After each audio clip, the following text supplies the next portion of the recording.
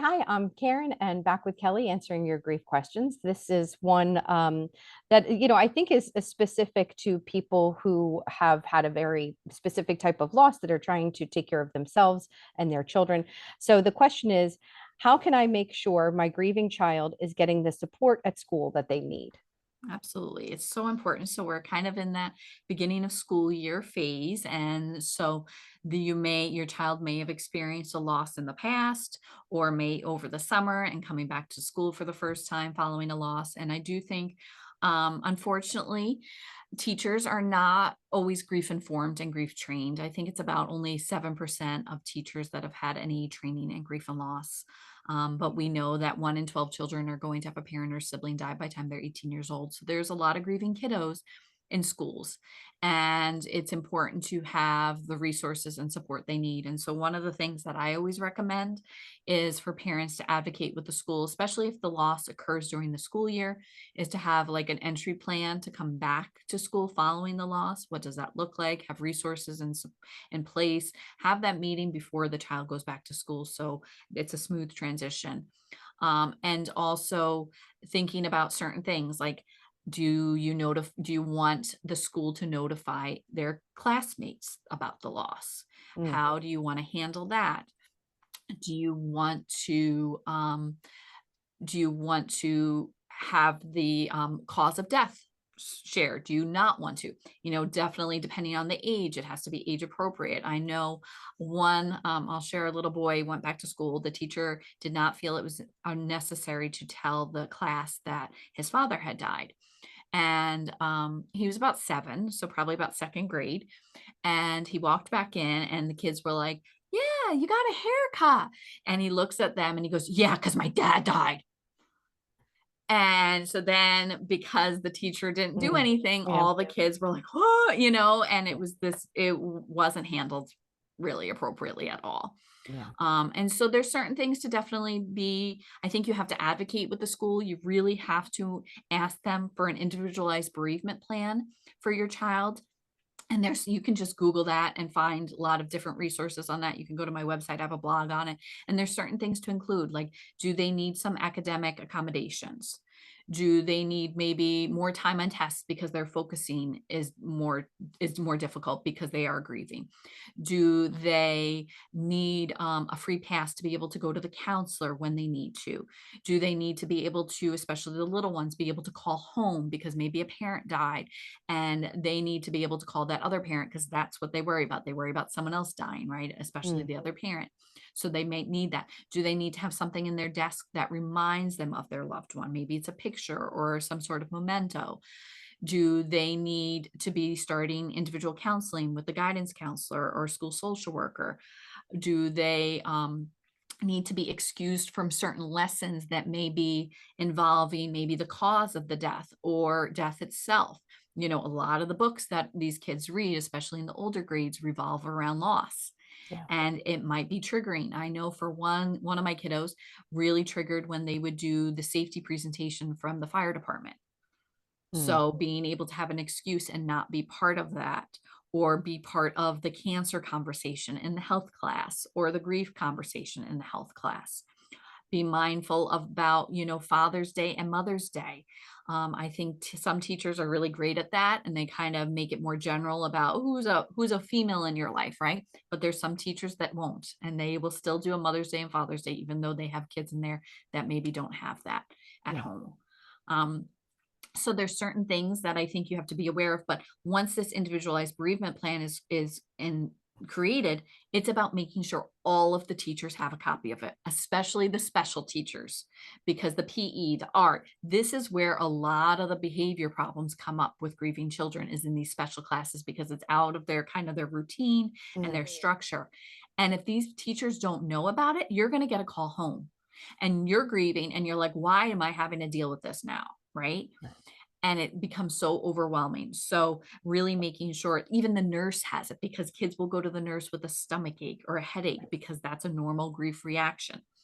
And I also hear all the time, and it gets me a little annoyed. He seems fine. We don't need to do anything for him. Mm. Well, grieving children look very different than adults.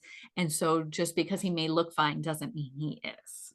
Right. And these supports are really important to have in place. And even asking the child, what do they need? What's going to help them?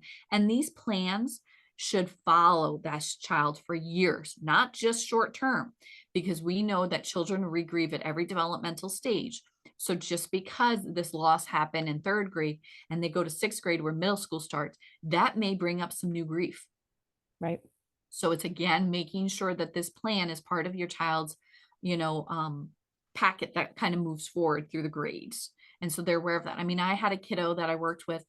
She came, I saw her for years on and off. And then senior year came and it was, oh my gosh, she's not going to be at my graduation. And so she was needing some additional support. So again, if you don't have that plan following, you're not going to be able to best support this grieving child. Yeah. I guess it sounds like the biggest thing is that we just can't make assumptions about Mhm. what's going to be done or what's going to be taken care of. I think we have an idea of what the supports in school should do, knowing that there's a school psychologist and a school counselor and all of that. But I would imagine every school is going to be a little bit different. And even if the elementary school was fantastic, and then you move into the middle school and you figure everything's going to kind of follow the same, it's probably not. You have a whole new set of staff and teachers and culture, so Absolutely.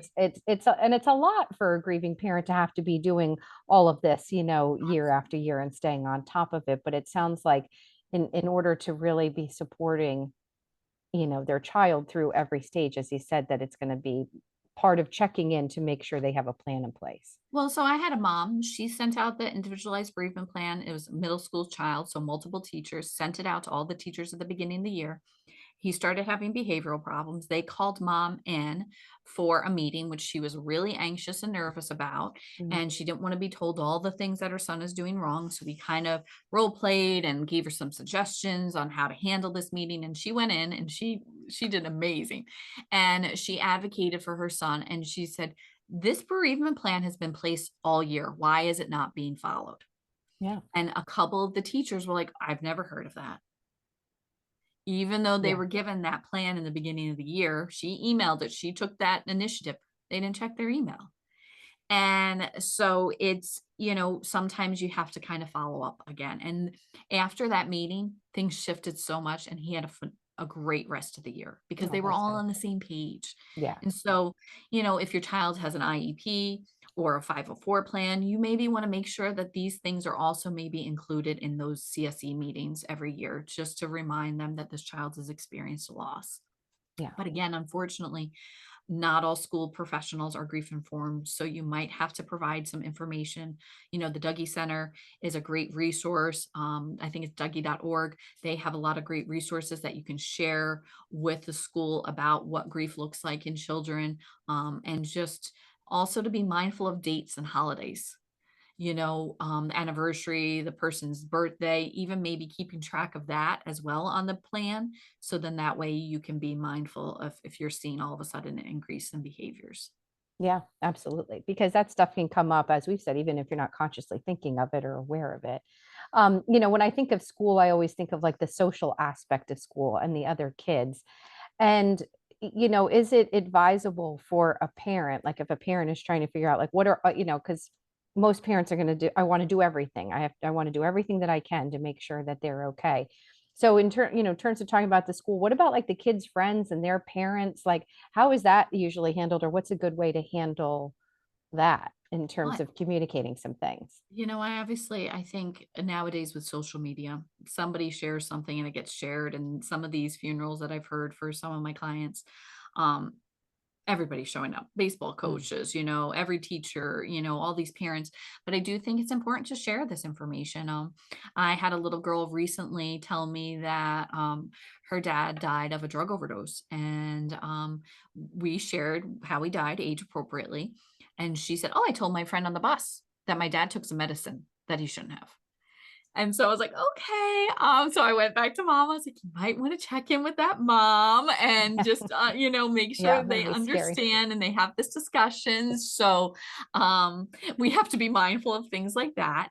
But I do think it's important to be able to connect with the other moms, especially if your kids are going over to their house, They may have a hard time with sleepovers all of a sudden. They may Yeah. want to come home, and having a plan in place for that. And that's okay.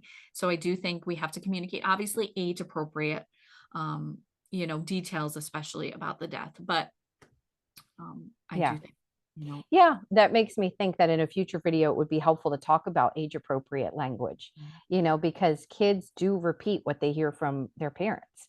I mean, that's all that they know. So, in trying to soften things sometimes, which I imagine if we're talking about medication would be a way to say it, but knowing that that's used in a lot of other contexts and how, scary that could be. exactly. Well, I'm Um, not going to want to take my medicine now that I've strep throat. Right, right. Yeah, Exactly. absolutely. So, yeah, maybe something to definitely continue the conversation because there's a lot. I mean, as you said, like the difference between a grieving an adult and a grieving child, and then a grieving child through the stages, Mhm. and I think with the parents that I've worked with and, have maybe they've lost a spouse and then they're worried about their son or daughter, there's also that times that kids act out and have different things at different points and you're like, is this the grief or is this them being a teenager? Like, is this Yeah. the grief or is this them being a 3-year-old? Like, that's very hard to tell the difference with the anger and some of the other things. So Yeah, and you hear a lot of times these kids, what they'll say is they'll get in trouble for something. They'll be like, "But I just miss grandma."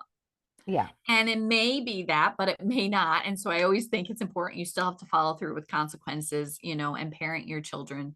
You can't feel bad for them, and let them get away with things that you normally wouldn't have let them get away with. I do think you have to be consistent and still follow your expectations of them. I think that's another one we could talk about because yeah, I've seen it happen. But you know, also I find what I was just talking to some teen girls about this is they say, I'll be upset about something with my friend and then I'll start like spiraling. And then I go back to, I miss my mom or I miss my dad. yeah. And so that happens as well. So Sure. I mean, it's going to be at the root of a lot of things. But I think, as you said, we have to be mindful that to really benefit the child going forward, that there still are some things that have to be treated, I guess, normally, so that exactly. there's already that concern of them getting too far off track and trying Mhm. to keep them, in that good direction. It's very challenging. It really is. And you're asking a grieving parent that probably doesn't even have the energy all the time to be taking care of Exactly. themselves. So Yes. That wanting is to the hard validate part. all that. Yeah. Yeah. So like you said, let's do more about this because there's certainly a lot that goes with it. But for now, Kelly, thank you very much for answering. And for everybody, we appreciate you watching and hope that you'll subscribe so that you'll be able to see future videos as well.